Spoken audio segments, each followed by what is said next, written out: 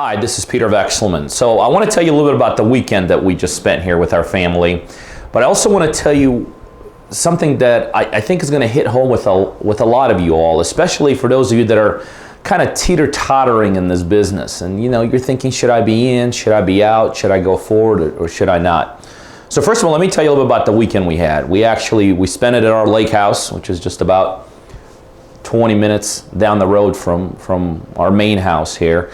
And my wife's family came over there. And we had an unbelievable time. I think we took the boat out at least 9 or 10 times. We hit a couple different restaurants. Then at a point in time when the kids were just diving and jumping off the party dock, my wife and I and her sister went to a little cove and had a little bar area there, and we sat out, had some drinks. We cooked out, I think, twice. Kids had an unbelievable time with their cousins, and it was last night, Sunday night, and we were doing another tube run. And on the way there, I looked at my gauge on my boat. I'm like, I'm about ready to run out of gas here. And so, and that was about an hour after I lost my anchor. I forgot that when I threw the anchor out at a point in time, I forgot you're supposed to clamp it, and it wasn't clamped. And so I saw it go down, and so I already lost the anchor. It was all part of the fun of the weekend, and so we decided to get some gas. I'm like, we gotta get some gas. So started tubing along to pulling the kids behind us to a gas station. And of course, we run out of gas, and we're kind of just floating there. And I called the tow company, and while our boat's just kind of sitting there, we're kind of chatting, and I said to my wife's sister, I said, you guys got to spend the night. I mean, look, this is crazy. We're out of gas, 7 o'clock. Let's just, they'll be here in the next 20, 30 minutes, gas us up. We were kind of within the sight of a restaurant across the lake, and she had to go to work the next day, which would have been today, and there's no way she could have spent the night.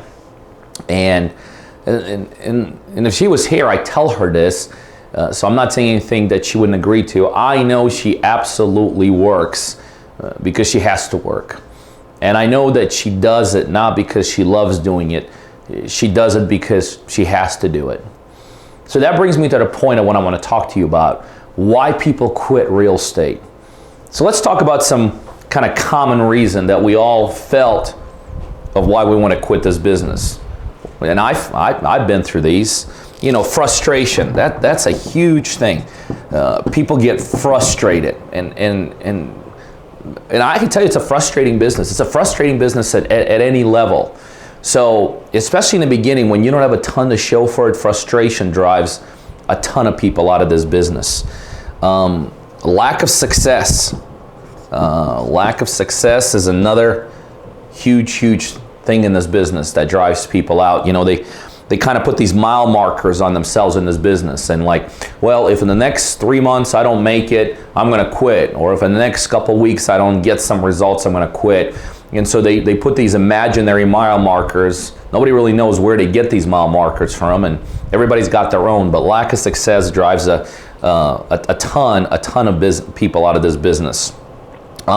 Sometimes bad advice drives people out of this business. You're working with someone. I was just telling Julie here in my office, when I got started in this business, I lost a tremendous amount of money. I lost about $500,000 in the first several months of being in this business. And I could pinpoint about 80% of it was because I was getting advice from the wrong people. And luckily I was able to sustain that kind of a loss, but bad advice can drive many people out of this business. Lack of money. If you got the kind of model in this business, and there are some very financially intensive models in real estate.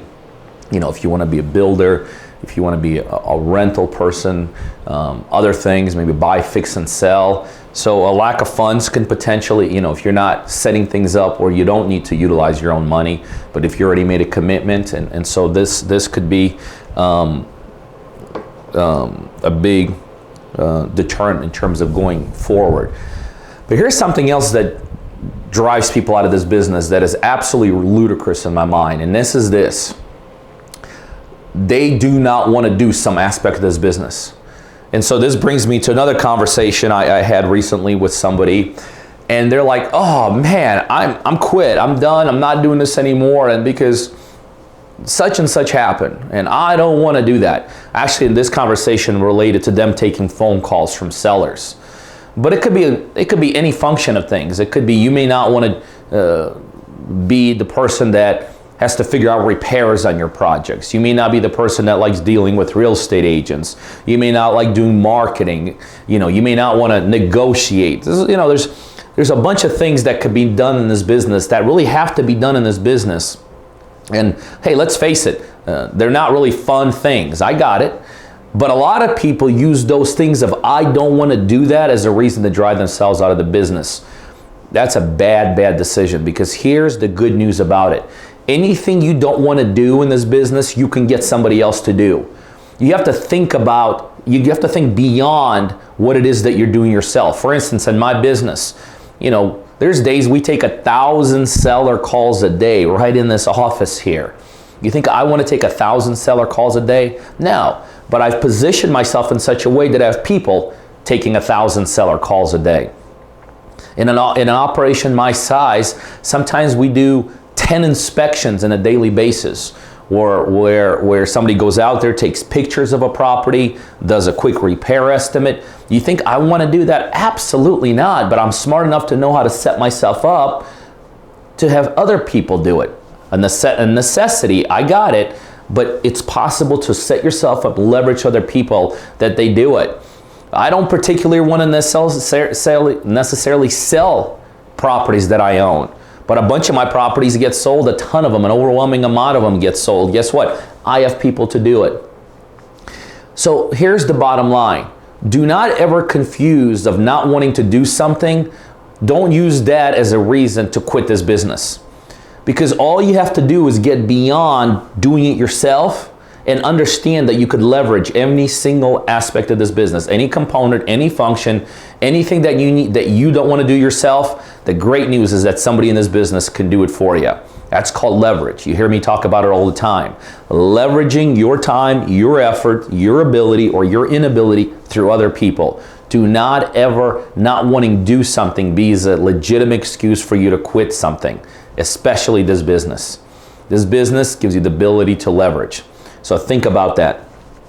Hey, you guys know what we do here. We do a ton of deals, more than anyone else that I'm aware of. And the second thing is I have a one-on-one coaching program where I work with individuals just like you and help them become very successful investors.